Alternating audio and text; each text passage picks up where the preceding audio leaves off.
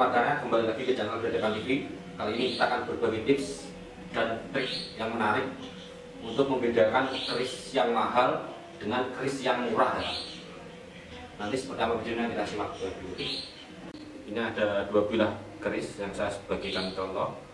Nanti kita akan review keris yang murah dengan keris yang mahal beserta penjelasannya, nanti saya kasih tahukan. Oke, keris yang murah dan keris yang mahal itu ada beberapa kriteria ya untuk penilaiannya. Yang pertama adalah dari bahan pembuatan, dari kerangka, terus bilahnya itu dari bahan pembuatannya menggunakan apa itu berpengaruh terhadap nilai sebuah keris atau pusaka. Ini kita tidak bicara masalah kodam-kodam ya, kita hanya bicara masalah material pembuatan keris itu. Kenapa ciri khas keris yang murah dan mahal itu bisa dibedakan dengan cara yang kasat mata atau yang menggunakan logika berpikir ya? Karena ini adalah contoh keris yang mahal dan ini adalah contoh keris yang murah ya.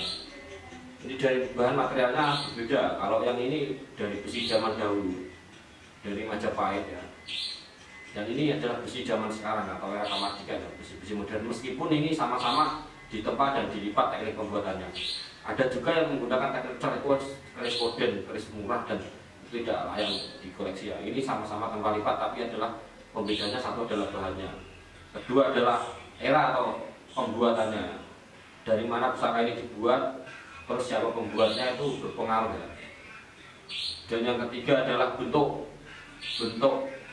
termasuk pamor dan bentuk-bentuk keris yang seperti ini ya, itu berpengaruh terhadap harganya. Kalau harga itu relatif ya, dari ratusan ribu terus jutaan sampai puluhan juta, ratusan juta itu ada, tergantung. Yang penting kriterianya tadi dari bahan material pembuatan, terus era pembuatan. Semakin tua dan semakin lugu itu akan semakin mahal. Semakin kesini bisa dikatakan lebih murah karena kan pembuatannya dari zaman dulu dan sekarang kan berbeda alatnya ya. Ada juga, tapi yang terutama adalah bahan materialnya. Ada juga keris yang era sekarang itu pembuatannya dengan bahan-bahan yang mahal juga bisa jadi. Yang penting intinya adalah pertama bahan, terus kedua adalah era pembuatan, dan ketiga adalah bentuknya itu berpengaruh terhadap harga. Dan kalau kalian memilih keris yang mahal itu berdasarkan historinya juga. Histori itu maksudnya adalah bagaimana keris itu dibuat, terus cerita-cerita yang beredar di masyarakat itu yang membuat suatu nilai pusaka itu menjadi sesuatu yang mahal, dan itu yang tidak ternilai dengan uang.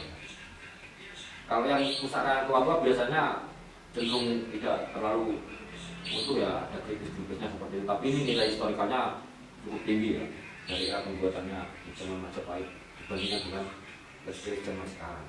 Oke, mungkin itu adalah penjelasan singkat dari saya untuk membedakan keris.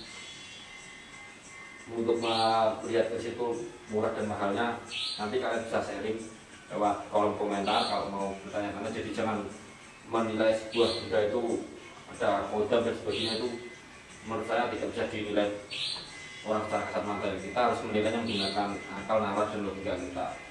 Itu saja yang bisa saya sampaikan. Assalamualaikum warahmatullahi wabarakatuh.